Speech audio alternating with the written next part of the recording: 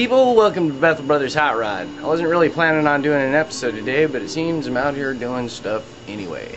So I might as well show you what I'm up to. Stick around, stay tuned. I've got some stuff going on, babies. Alright kids, got the bumper doom out here. It's off the truck. Blah blah blah. Give you a little update on the front end. Check out that, man. Looking smooth. Alright, Joe and I have a difference of opinion. When we cut out the original cross member way back in the very beginning, that thing was like 90 pounds, a huge yoke, and it shored up. See, check it out. See that big gap right there? That's how big it used to be, and go down and under and up and over to this side. So it held up a lot. This front end's a little weak, so what I'm doing is I'm welding these on. I'm gonna box in a little bit. I'm gonna trim some of this up here because when I put the front end on, now that it's painted, it's hitting. Here comes Satan. Let's see what he's got to say. Quit building a race car, man. They seemed to like it when he yelled at me the last time, so go ahead. Cut it up. What do you got to say? You got something to say, I can tell. I can tell just by looking at your body language. You want to say something? Talk about some stupid stuff. It's not stupid. I can understand maybe trimming a little notch out of the thing so the front end doesn't rub. But boxing in the front, especially when it bolts to the bumper and triangulates everything. What about the old yoke, man? That was further forward, holding all this stuff taut, huh? Yoke. Yeah, man. The old motor mount that went in there. That one we put in didn't replace all the structural integrity, and you know that. So just relying on the structural integrity on the bumper alone seems kind of... Especially when it's held down by these big sloppy bolts, dude. I mean, come on. You should have made one continuous piece all the way. I'm going to, but you were yelling. Stupid. Alright, so enough about doodah. I'm gonna do to this side. See how it's all open? Not good, not good. Yeah, boxed in. Good, good. Buff, buff. I'm gonna do the same thing to the other side. Alright, Joe had a good idea. You know, his yelling at me isn't always a bad thing. He's all, dude, are your frame rails level? I'm like, dude, I don't know. So, he went and got his plummet. He laid it on there, man. There's a little bitty high spot on this side, and we're going to take it down, but... Not a little bitty, it's like 3/4 of an inch. No, probably 3/8. This side came out flat. You got lucky with that one. It looked right. See, because like you go down, it's that close. You playing with that. Yeah. So we're gonna flatten that out and then cut the piece fit in there and blah blah blah blah. We're gonna try fixing all the finger spacing and Dan's dodge. It's stoppage, dude. Stoppage is radical, man.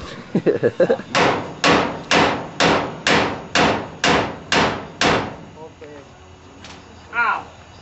You hit me.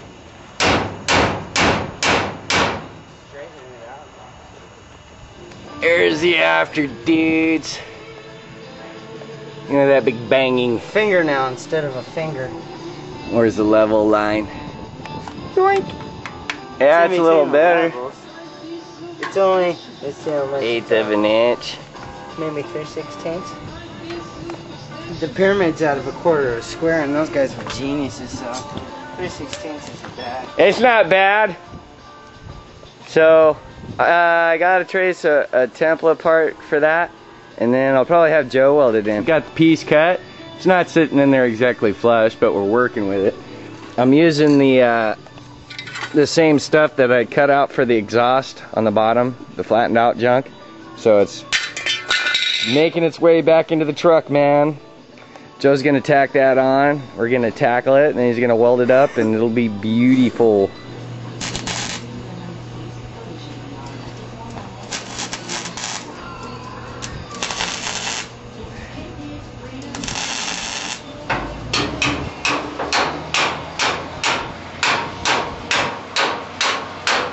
What welding pattern are you gonna use, Captain Weld?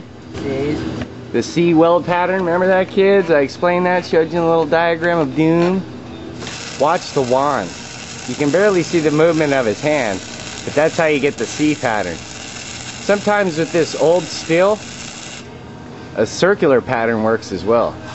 Joe's arc stays one consistent flame level the torch burns at a consistent level. That means that the weld is going down smoothly. If it pops, comes on and off in a flash, that means he's got a hole or burned out area. By staying one consistent arc, it gets the best weld. Now that's why the C pattern is a good weld. Check those out, dude. Those are burly. And they take very little grinding. There's Joe's side. And after it's been ground down, looks like it's one piece of metal. My side, he's all, dude, your side sucks, man. So he's welding over here again. And I'm gonna grind it back down so it's a better adhesion. Hey man, what about this not being a race car? Well, yeah, but dude, when you do something, you might as well do it at least close to right the first time. That's a really good weld, dude. I was telling him while I was grinding this side, and I might as well say it on camera. I was all, dude, that is a way better weld than mine. Yeah, you can grind them off and it's still penetrated enough to where it's a solid piece of metal. That's the way it's supposed to be. You know, it irritates me every time I think I get better, you come over and just do it even better. I haven't did this in a long time. Yeah, that's what sucks. Ha ha ha, rub it in there, Jaffa. Alright, so I'm gonna grind that almost perfect weld. Yeah, it's a shame to cover them up. And that, look at how nice that is. That is a very good weld. And that is attributed to the C-weld. You can see it in the pattern. Those lumps aren't... It's the nickel stack. It's the nickel stack. But they're not individual welds. It's because it's going back and forth that makes that pattern. For added strength, Joy and I are putting in a piece of this angle iron. And we made a cut in the back so we could bend it a little bit because it's kind of on a radius. Nice contour of the body. And matches the contour of the body. So Joey's going to tack that and then, or weld it up and then flip it over, weld the bottom. Then we're going to put something in there to strengthen that up. I don't know what you might have been thinking, that this angle iron wasn't all that buff. Joe had the idea, let's just box it in, dude. So we got the other side. We cut it up to the bend point, got the angles, blah, blah, blah. Joe's gonna tack it up, weld it so it's a solid piece, and we're gonna make another part so it's a totally fabricated, one-off, rigid cross member, dude. Made at Bethel Brothers Hot Rod. Cleaned up Joe's part, man. It's looking dialed. He's all, dude, let's just grind it perfect and don't run a bumper. Our objective was to weld it in the parts that we made over here, and over there. So it's one solid cross member out in the front. See, I don't know, here, twist the thing so the frame rail moves like I was showing you earlier. See that? That's because the original cross member was further forward and all this stuff was a lot tighter. This is gonna take up that slack and reinforce the bumper. There's the part, people. Joey's gonna demonstrate how you cannot twist this frame now. He was just saying that it's probably buff enough we could probably jack the truck up with it. And he's working on it, dude. Yeah, you can feel the bottom bracket there a little bit, but this ain't wobbling. Totally not, huh? So that's buff, dude. Ends are blocked in here so you can't get any water rust out of two halves. The gussets box this in on both sides. So now it's like even if you put weight up here or on either side, nothing's gonna tweak or bend.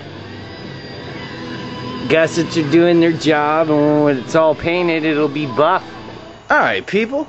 Way dirty, so's Joe. Metalwork can be like that. Gotta go inside, take a shower, cook some grub. Hope you enjoyed today's episode. Thanks for watching Bethel Brothers Hot Rod.